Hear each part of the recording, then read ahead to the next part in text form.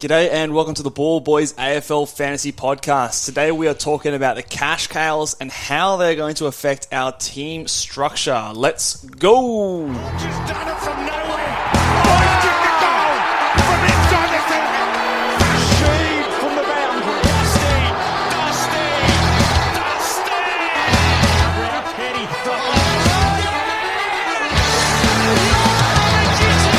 Petrarca. Oh wow. How good is that? The legend becomes immortal.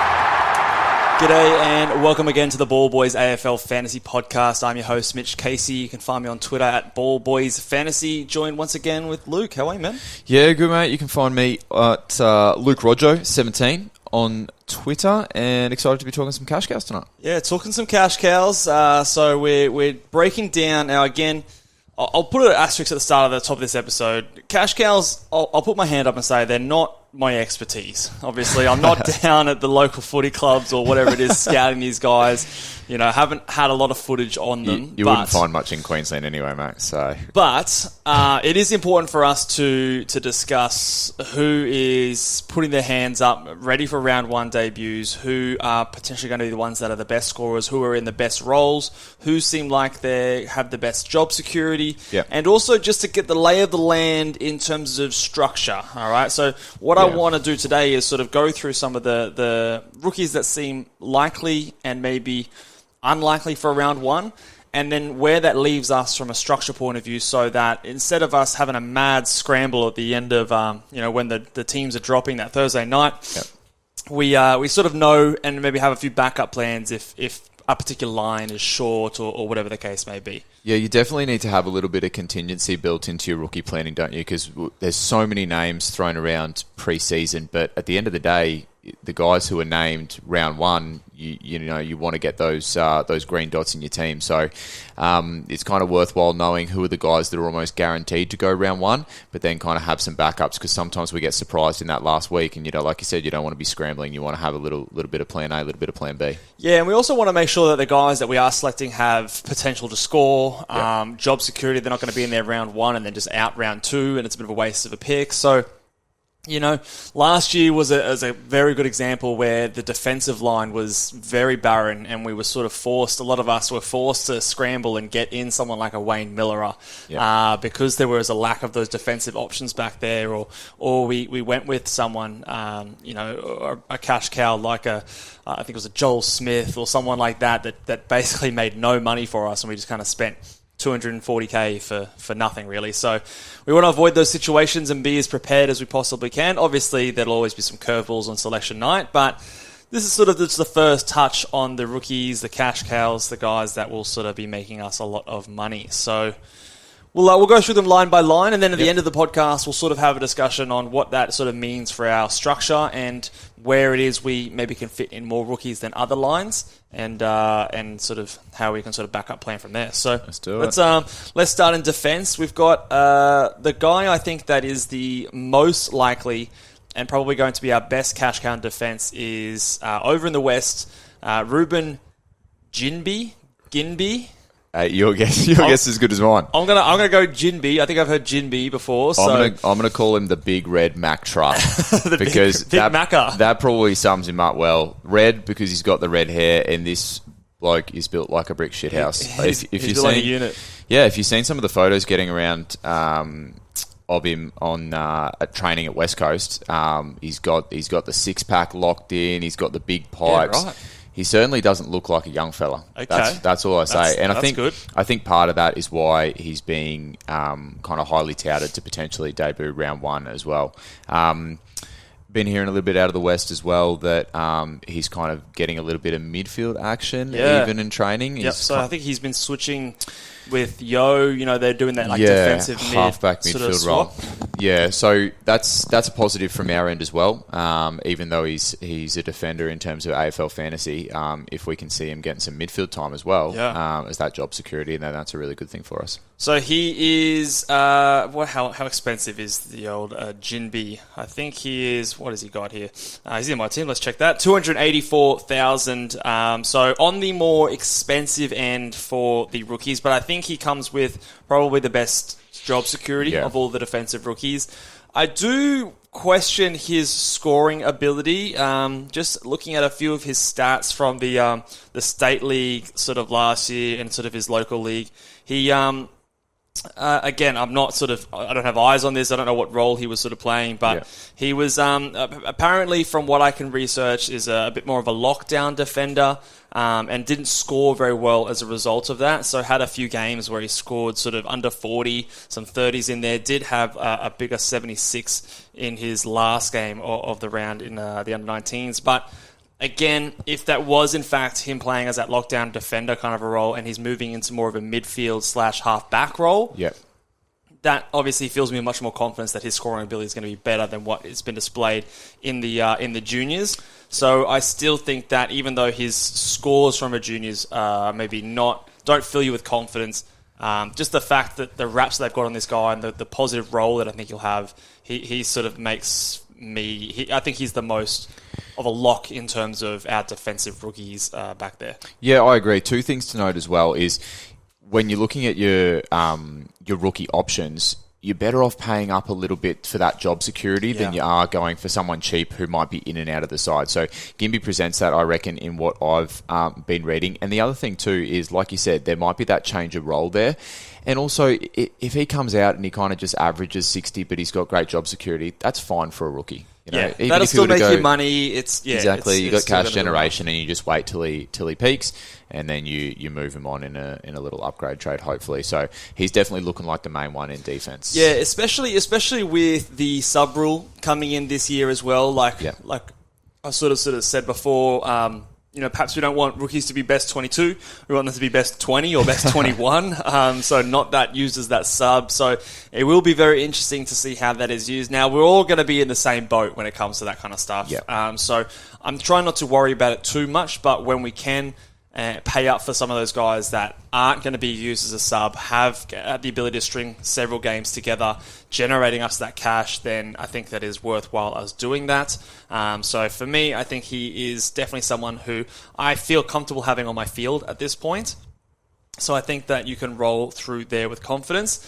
The only other defensive rookie that I think that I could confidently say will be there round one, and again, it's a bit early for me to be saying that lock him in for round one, but I feel like it's going that way, is Josh Weddle from the Hawthorn Hawks. Now, he is a guy, apparently another big unit. Yeah, 192, 89 kilos. Yeah, so he's ripping up time trials. He's crushing sort of the training at the moment. He's like you said, he's tall. So he's someone who maybe could be used. I've heard him saying that he might get some time off the wing. He's spent a little bit of time training in the midfield. Is he going to be like a third tall kind of defender? His role's a bit undefined, so I'm a little bit less enthusiastic about his scoring ability because of the versatility of his role. However, the raps on him and what I'm hearing so far are pretty positive. So two things to talk about to the points that you mentioned there. So we talked about the fact that he's 192 centimetres, he's 89 kilos. So he's built ready for AFL football, but in terms of height, he's in that kind of no man's land that we talk about in AFL with height. He's not in the category of being a tall at 192, but then he's also not a small. So the versatility you talk about, yes, the versatility might impact his scoring ability, but I actually think that the versatility impacts his job security positively. Stay in the exactly. team. So you can kind of look at that from two perspectives. That's a good point. Yeah. Not only that, but his running ability is the fact that he won the time trial. That for me is a big green tick. Not only for his ability to find the football, because he's going to be running quarters out really strong when other people are running on the treadmill. But like he's ticking a lot of boxes in terms of a guy that you'd like to pick in the team. The other benefit is he's playing for the Hawks. Yeah, so there's going to be a lot of, if he's in that defensive kind of half of the ground, then obviously a lot of ball down there we're expecting, so lots of opportunity. Even if you can just run into a contest, get some tackles, do a little bit there, it's going to be enough for me. So 266,000, priced at 30. Again, I think he's probably someone that is, I'm pretty confident in his availability for round one, and I think that he will have decent job security once he's there. Yep. His scoring ability, I think, is probably less than a Jinbi, like we spoke about. So perhaps, and again, it comes to the question, is 266 too much to have on your bench? that's a question that we'll have to sort of discuss, and we'll go into our structure sort of stuff down later. But he is someone that I'm less confident having on my field, especially early on. In saying that, though, again, we're all going to be in the same boat, so he might be someone that... There's the rookie roulette is a phrase for a reason when it comes to AFL fantasy. Yeah. You're going to have to sometimes wear those bad scores, but where possible, it might be good to get him either off the field or on your bench as soon as possible. But again, he could come out and surprise us, like you said, with that running ability and ready-made sort of physical body. So I think for the defensive line, those are sort of the two guys that I'll pencil in. I'll go through some other guys that I think are a chance for round one, and then a few guys that I think might be a long shot for round one. So the chances, I think, are Darcy Wilmot for the Brisbane Lions. I think Lockie Cowan is now a chance with the news of Zach Williams' ACL injury. I also think that a Josh Fahey for the Giants is a chance from what I'm hearing. Obviously, they've gotten rid of a lot of players over there, new coach. So he's a defensive-minded sort of halfback type. So I think he might be a chance over there. And then the last one I'm hearing rumbles about, or maybe the last two I'll touch on, Max McElhaney. Sorry again if I'm butchering these names. Max McElhaney and Charlie Dean for the Collingwood Pies. So there's 5 guys that I think are chances. So briefly on a couple of the guys that you mentioned there, Mitch, just for context for some people. So Darcy Wilmot played in Brisbane's final side last year. Played well by all reports. Everyone was really happy with what he did. I think the thing that hurts Darcy Wilmot is the fact that he's playing for the Lions. They've played for the Lions. They've gone out and recruited Connor McKenna. So they've got some talent back there. But, I mean, I would expect him to be playing some games at least this year. So keep an eye on him. Lockie Cowan, obviously you said with the injury to... Who am I thinking of? Zach Williams. Injury to Zach Williams. That kind of brought his name into calculation. However, they have, I believe, gone out and taken Oleg Markov off the scrap heap. They haven't yet. No, so he's training with the squad. There was news today that he's got like 6 days or something like that to prove himself. So that will be interesting to see. Yeah, so that is something that's a good point. See how that plays watch out. And that might be the spot, really. It might be between Cowan and Markov to sort of get that spot on the ground. And the last one that I'll talk about that's just been getting around in people's teams is Campbell Chesser, also from the West Coast Eagles. Now, he was kind of popular a couple of weeks ago, but it's kind of come to light now that whilst he's training all right, they're kind of seeing him as not debuting in round one. So the last category I've got here is sort of like the long shots, and he would be in that group. He could do it, but the way that I'm sort of reading the news coming out of West Coast is that, you tried to take a sip there, mate. It wasn't working for you. Had to switch the hands up. But he looks like he... thought you'd go unnoticed there. you called me out. We'll edit that bit out, eh? Nah, keep it in. But it looks like, he's sort of on the back foot. I think he'll get a game at some point this season, but in terms of chances for round one, less likely than likely, I think. I think of those guys that are the chances between Cowan, Fahey, McElhaney, Dean, and Wilmot. I think the best scorer of that group from their junior scores is Lockie Cowan. Was drafted. I think he's got a decent foot on him. He's had some good scores. I think averages in the NAB league, he averaged 100, so that's always really good. Under 18 champs averaged 87, so he's someone that can find the ball. And I think that if he is someone who is named in round one, you could have him on your field. I'd probably have him on my field over a Weddle, just based on the scores that I've seen in his juniors. The other guy that I think wouldn't be a bad option on your field might be that Darcy Wilmot if he is there. Obviously, he's had that little bit of experience. It's one game, but it's a finals, and that bodes me well in terms of the team's confidence. They're not going to sort of steer away from him in terms of kicking the ball. I think if he's there, he's definitely your on-field option over everyone except Gimby. Yeah, I think Gimby is a viable sort of D5, and then these guys are sort of your D6s. Or if you bat deep in the defense, you could move Weddle. A Gimby to a D6. Jeez, the defense is doing our head in at the moment. We'll talk structure later. But we'll come back to that one. Okay. Just to rattle off a few other names that I am just keeping in the back of my mind. We got Will Kelly, Will Gould, the Ghost. We've also got... he doesn't exist, I'm telling you. We've also got Jacob Ryan, I'm also keeping my eye on for the Pies. He has some really, really good scores in the juniors. So someone who definitely we could keep an eye on. 106 average in the Sandful under 18. So again, people rate the Sandful competition as well. So you're playing against men. That's the thing, and don't discount that as well. If you're looking at some of these guys' stats and you're looking at NAB league stats versus league stats, so Sandful, Waffle, VFL. Rate those VFL, Waffle, and Sandful stats much more highly than you rate the NAB league because there's a big difference playing against men. Yeah, so we're watching him. Obviously, in a Collingwood side, they've added a few guys. They've got obviously good users off halfback. So it might be a long shot for him to get there, but he is a guy that it looks like he can score if he does get named. And then the last one there is Corey Wagner, who apparently picked up a bit of an injury recently for the Freo Dockers. So again, just another name to sort of watch, but again, probably less likely than more likely. Let's move on to the midfield. So first of all, we can just go ahead and lock Will Ashcroft into our team. I think he should be. If you're serious about playing AFL Fantasy, he's the must. He's the must-have. I think he's the most owned player in the game at the moment. He should. Reason. It should be higher. It should be 100%. There's no excuse not to have Will Ashcroft in your team. I think.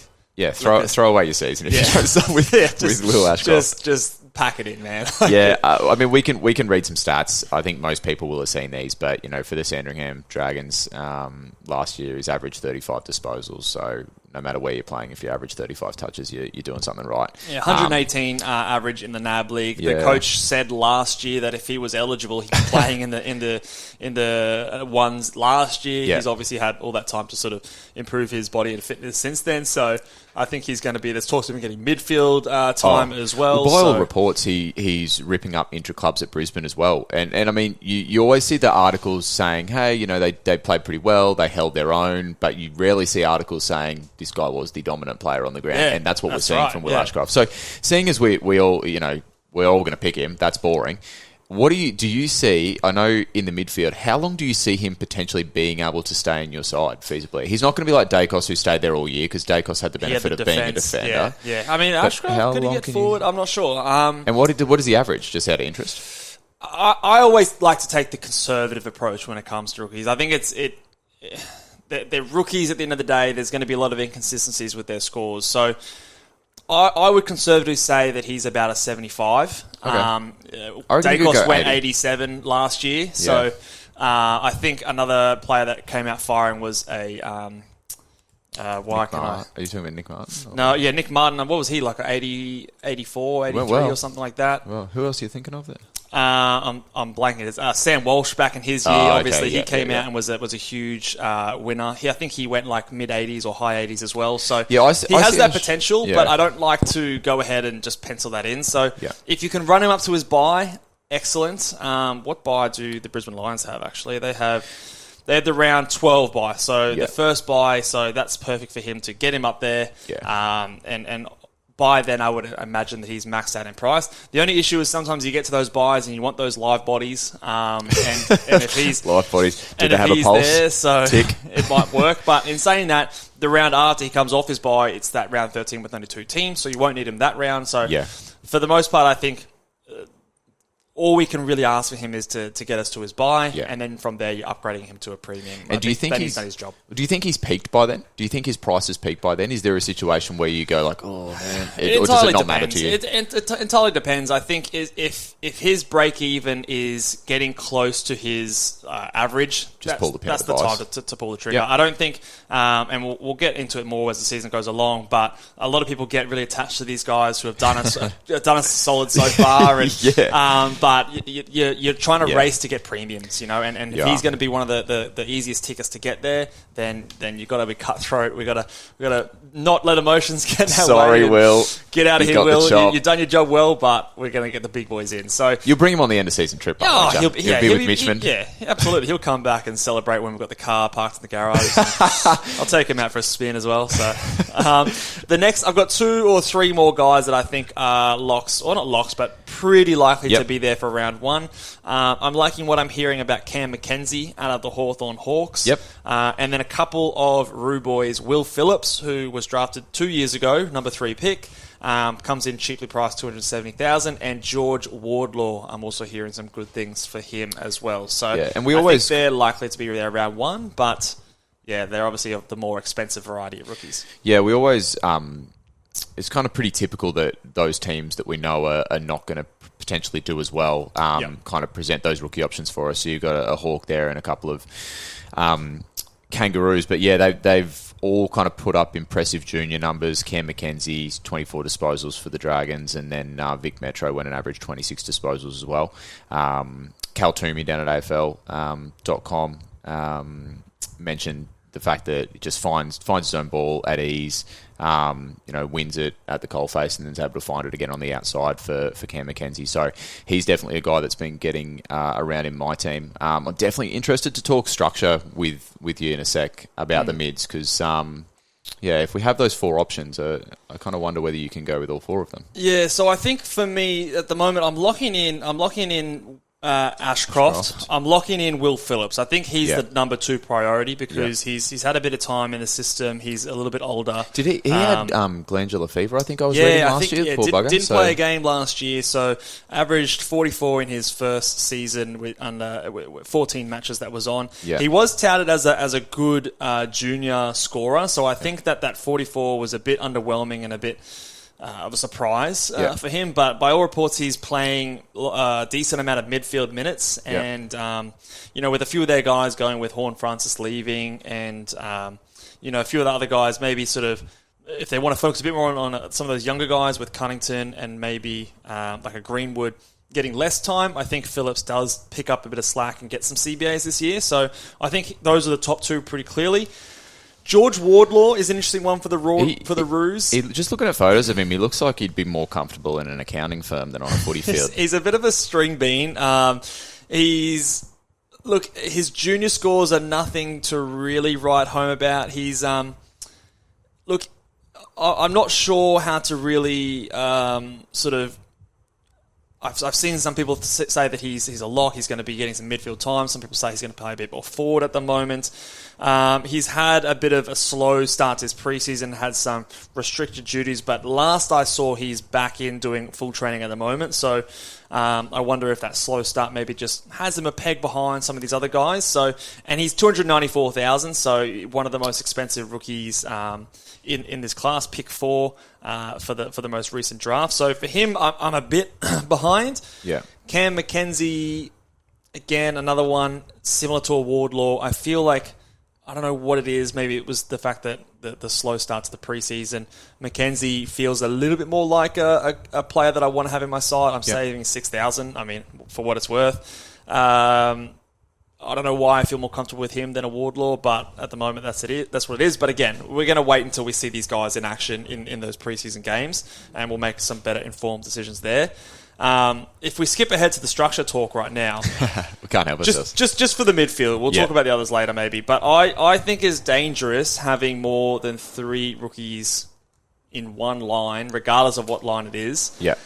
Simply for the fact that, especially this year, when we've got the sub rule coming in, say one of these guys gets dropped, you're then going to fill that with a guy coming off your bench, and your guy coming off the bench is a guy that is not really, usually, if you're going 4 deep and you've got 2 on the bench, there's 6 rookies that are midfield eligible only.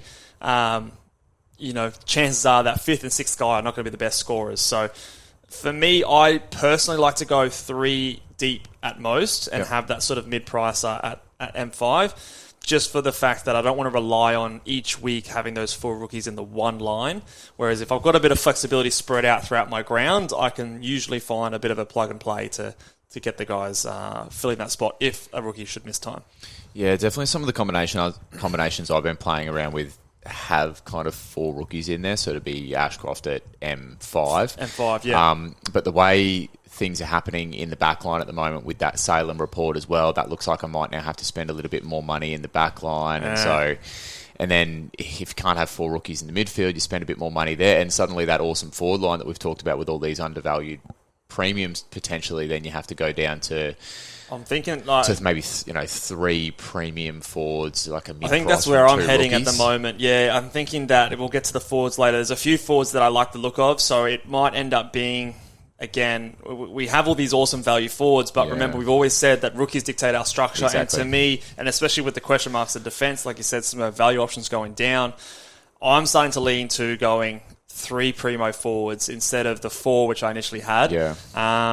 But again, it will also depend on who's available. Maybe this Salem thing is not so serious. I'm still waiting for a little bit more information on that. Yeah. But I think for the midfield, in terms of our rookies, I don't love going forward deep because of that risk of, say, a couple of them go out for whatever reason in one round. Yeah, you're in strife. You're in a bit of strife there. Whereas Yeah. if you can limit the rookies on ground, you're a bit safer, in my opinion, when it comes to those Thursday night teams. The point you made before, Mitch, I reckon is a really great point. If you take anything out of this podcast, don't fall in love with your team right now. Whatever combinations you've got going, just don't fall in love with it. Take it and look and say, yeah, that's a great option.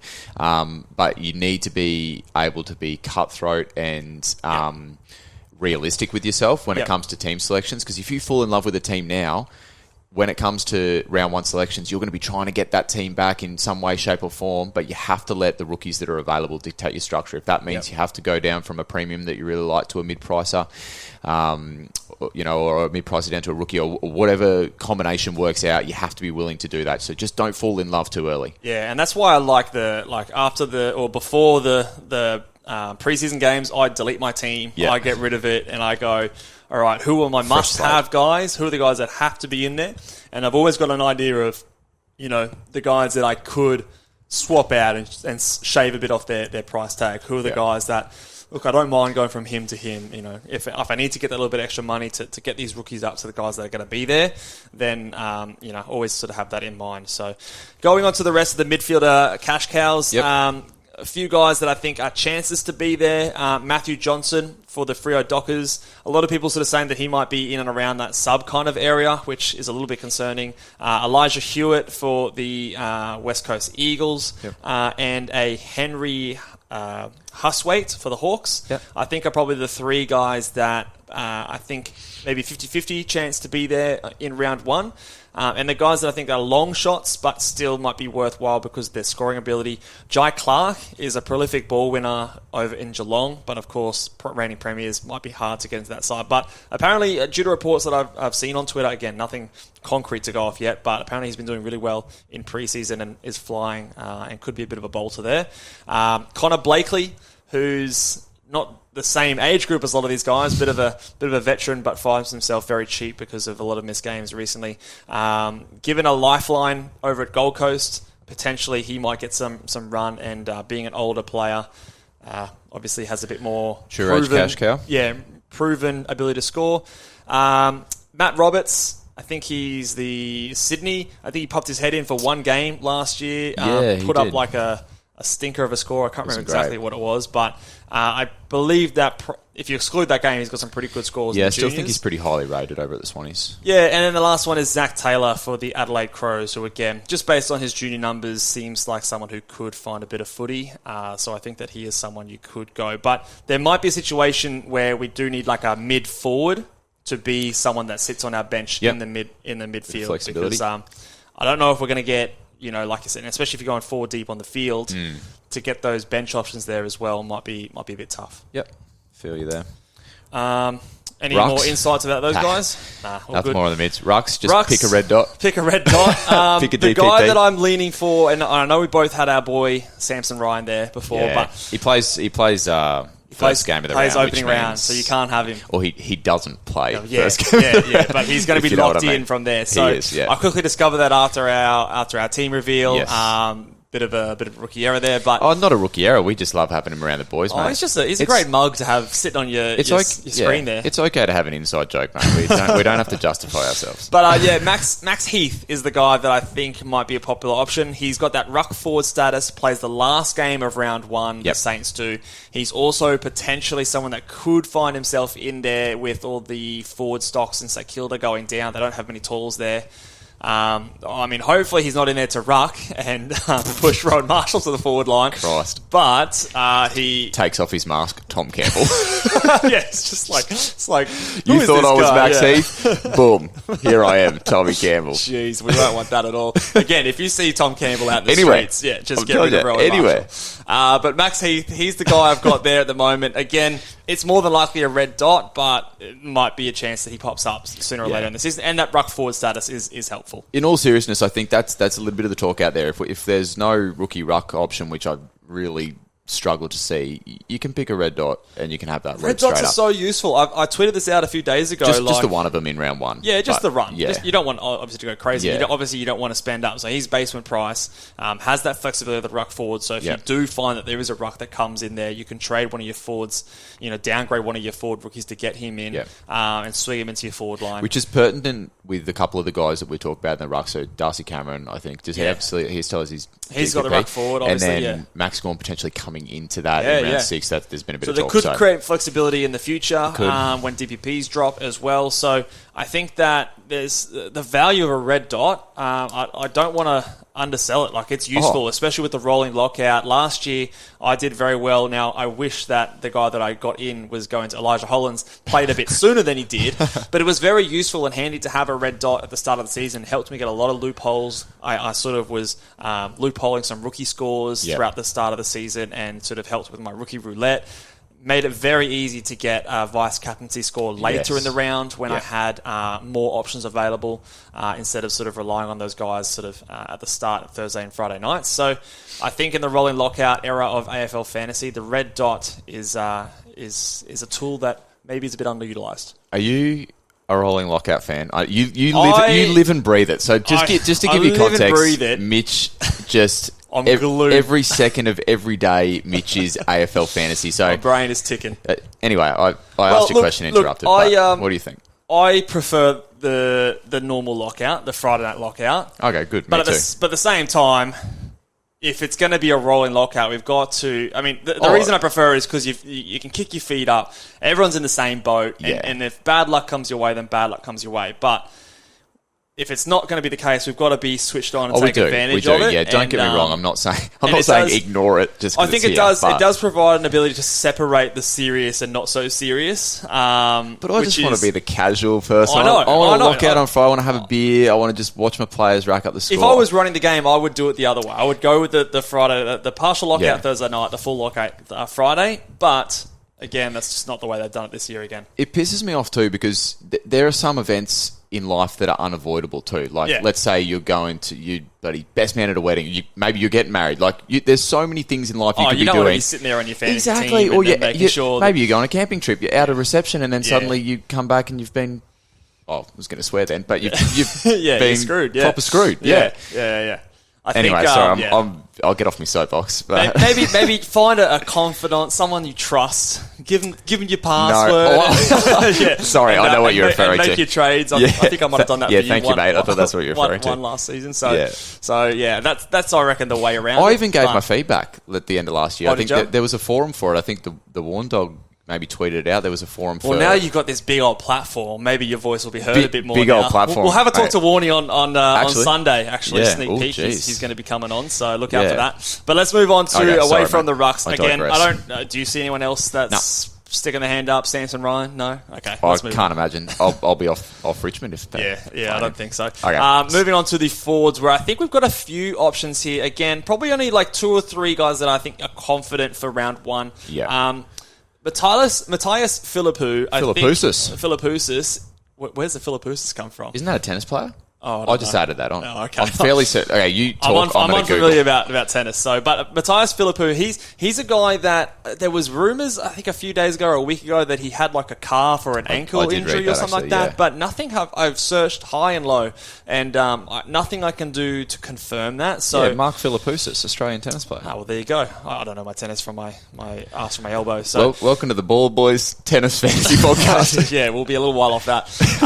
But he, look, if he's healthy, I think that he could be one of the best rookies on our entire ground. His junior scores were very, very nice. Yep. And I think that he is someone that you could confidently have on field. But I just want to, if anyone's got some inside scoops about his injury, there was something going on, but I haven't seen anything concrete that can confirm that he's changed his training or is on a modified program or anything like that. So in the state league, averaged 123, the Sandville under 18s.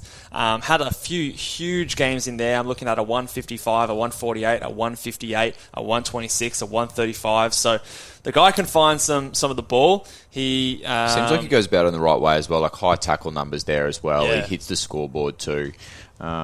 So if he plays forward, I think he has the ability to find the footy no matter where he's lining up. So I do really like him, and if he's named round 1, he will definitely be in my side. Well, I mean, in this little article I'm reading, it's got the little plays like for the players, and when your plays like is Christian Petrarca, that's pretty handy. I've got handy. Marcus Bontempelli here as the comparison in the little sheet that I'm looking at. Imagine being that. Imagine being 18 and your name's up there. That's with a Petrarca. high. That's a high bar. That's so pretty good. I think, look, if he's in there, he's a guy that I'm pretty much locking into my side. Yep. And at 282,000 again, spending up a little bit, but I think it's worth it. The next guy that I think I'm confident will be there is the Harry Sheasel, again another North Melbourne player. So I start to get a little bit concerned when I'm naming 3 North Melbourne players that I think, and I've also got another guy that I think is a chance as well.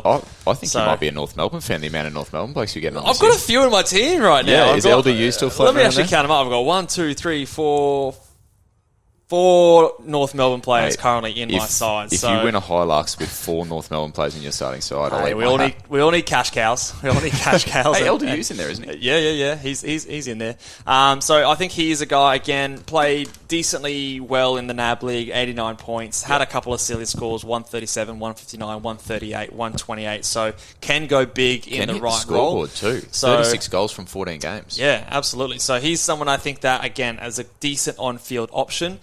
And then the next one who I'm a little bit... We'll see if he's there for round 1, but if he is, I'm pretty keen on him, is a Bailey Humphrey for the Gold Coast Suns.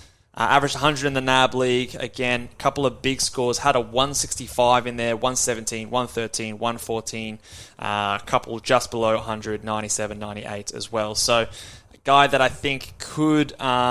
get in there, and then with Rankin leaving the side as well, he's someone that could come in and play that forward role early and be in there. Again, 290,000, so they're all up sort of that top end of the price range for our cash cows, but I think all 3 of those guys would be decent starting options on your field, which is what leans me towards that maybe we don't go 4 premiums deep in our forward line.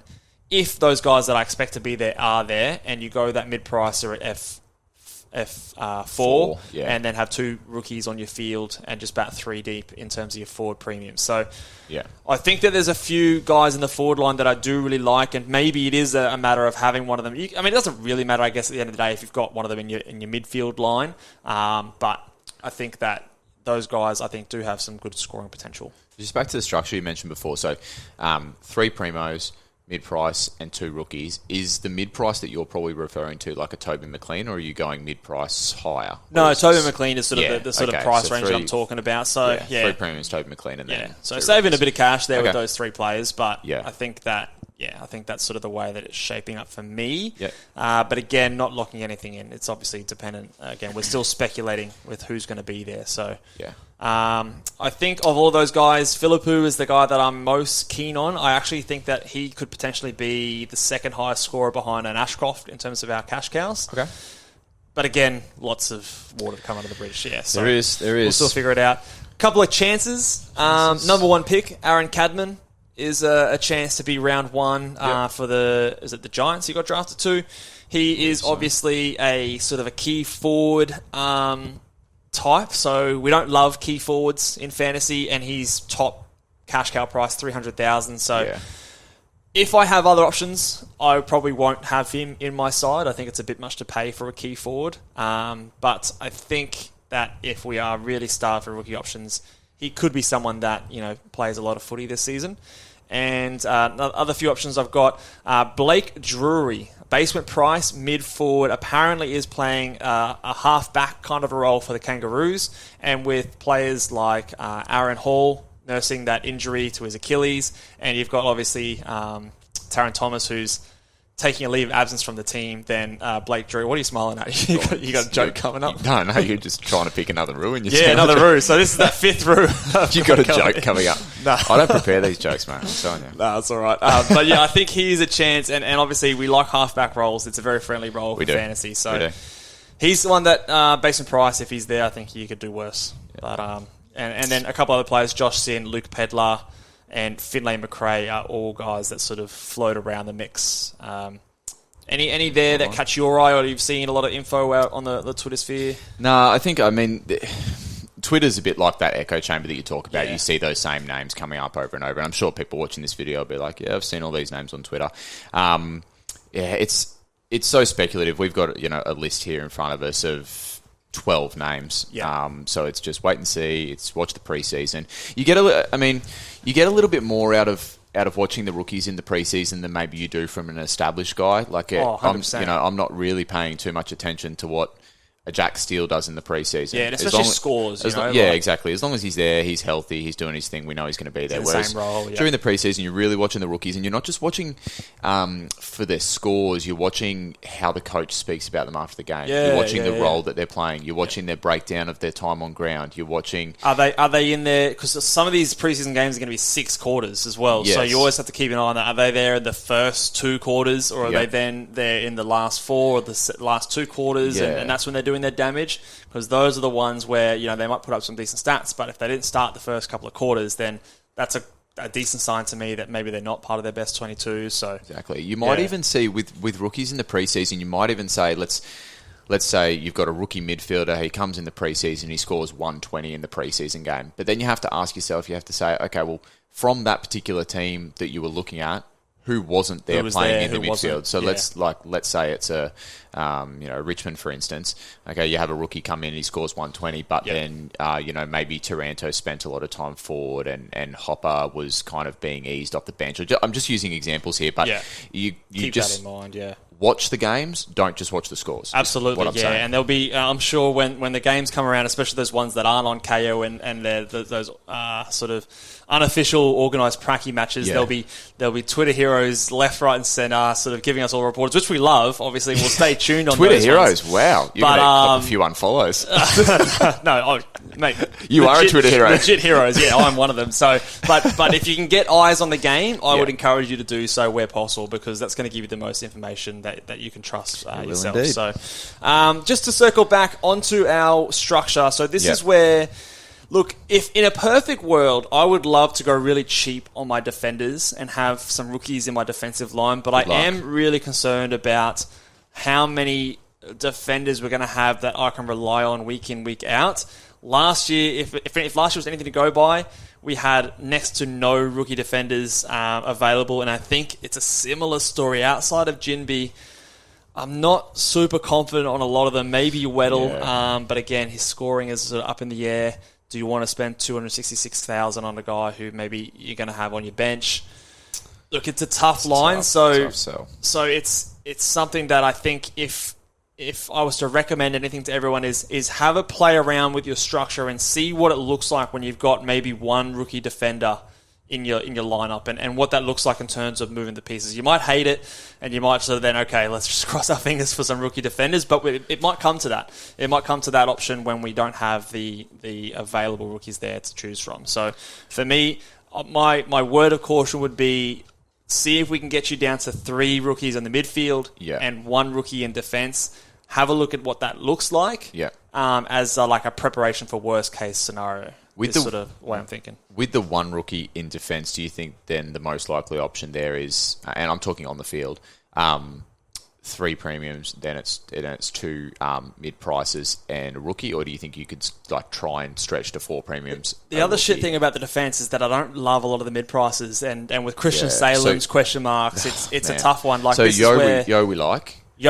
We're not as high on McGrath as some people are. There's like your Hayden Youngs and Dacos's, which are like discounted premiums. They're not really mid prices, but it might be a way to save some money. This is where you probably can't go someone like a Doherty because it's just too much to spend up on. You're going to have to save that cash. Maybe it is someone like that Connor McKenna type, or those kind of players that I wouldn't typically recommend, but it's sort of like have a play around and see who you can get. We're watching players like Hunter Clark or a Will Day or a Jack Scrimshaw in the preseason. These kind of guys that you sort of look at their stats and you're not really excited by them at first glance, but you might have to consider them anyway. But it's not something to lock in, but I would recommend everyone just to have a play around with it so that if it does come to round one, we have no rookies like we did last year. Yeah. We don't end up with someone like someone who's going to be in our team that we never really wanted in our team anyway. So that would be my advice. Leads into kind of my question to you now. What's your stance on, let's say that there's a guy who hasn't been in your team all preseason. You've kind of been, he's on your radar, hasn't really been in your team all preseason, and then you get to the games. And preseason games, yep. Sorry. Does a few good things, and you need a spot selected in your side. How do you feel about making that selection? Because you haven't really looked at him all year. He's never trained with the boys, and I'm talking Mitchmond. Does that feel a bit uncomfortable for you? Rookies, I think it's fine. Okay. I'm not here saying that I know everything about rookies, so if there's a rookie not on my radar, it's probably because I just don't know anything. But if it's a premium... Hunter Clark maybe used as an example before. At the moment, I'm trying to keep my books as wide open as possible, and as things come out, I've identified the guys that I think have potential value, but if a guy comes from a completely left field, like I think a few years ago, no one was considering Jaden Short. He comes out, scores a 170 in the preseason. Jordan Clark was another example. I think he came out and scored 120, and everyone's ears perked up, and we all went, oh, okay, what's this? It was the first year of that man on the mark rule, and we all sort of went, hang on a second, these halfback guys on the man on the mark rule, could this be a thing? Everyone jumped on when no one was really considering them earlier, and it didn't work out for a lot of people. Yeah. So I think that for the premiums and also probably for your mid prices, unless you feel like you've missed something in terms of a role or a role change, if it's just someone coming up with an out-of-the-box score, I wouldn't fall into that. If they've not been training with your team, then don't put them in there just because they've come out and score well. Scores, it's a funny thing with preseason games because I always think you don't want the guy that you like to go too good, but you don't want them to go too shit either. You want that nice little balance because if they go too big, everyone jumps on them and unique is is sort of gone from being under the radar to on everyone's mind. But if you see the role and you're happy with the role, especially with those premiums, that's all you need. Isn't it funny how we spend the whole preseason talking about let's wait and see what we see in the preseason games, but then there's aspects of the preseason games we say, I'll take that with a grain of salt. Yeah. I think what I want to do in future episodes is go through a list of things that I'm watching for the preseason, like specific rotations, specific battles in terms of positions and things like that, and then rookies as well. So, if you're picking someone like a Jack Steele and he comes out and he scores an 80 in the preseason, but he's in the centre bounces, he's doing his thing, he's just kind of going at 50%, well then who cares? Pick him. It's Jack Steele. He's not going to all of a sudden... He doesn't need to go at more than 50%. Like the traders say, you're not cool if you go and try in the preseason. I haven't heard that. If you're a guy trying to make the squad, different story, but if you're Jack Steele, you're too cool to go out and try in preseason. You're a loser if you're a loser. Try it, yeah. I think that's what they say anyway. Were you a cool kid at school, Mitch? Yeah, always a cool kid. Yeah, just walking up the field, doing your thing. So that'll about do us, I think, for our Cash Cows episode. If you guys have any cash cows that are burning up the track that you think that we've missed, by all means, drop them down in the comment section below on YouTube. Yeah, we need eyes out there. We're not in a footy state. Brisbane, we've got nothing. Although someone did tag us in a training session for the Brisbane Lions the other day, which I was very grateful for. So if you have eyes on the track, if you go into any trainings, get your eyes out there. Let us know how everyone's going, particularly those rookies. We want eyes on those boys. Yeah, for sure.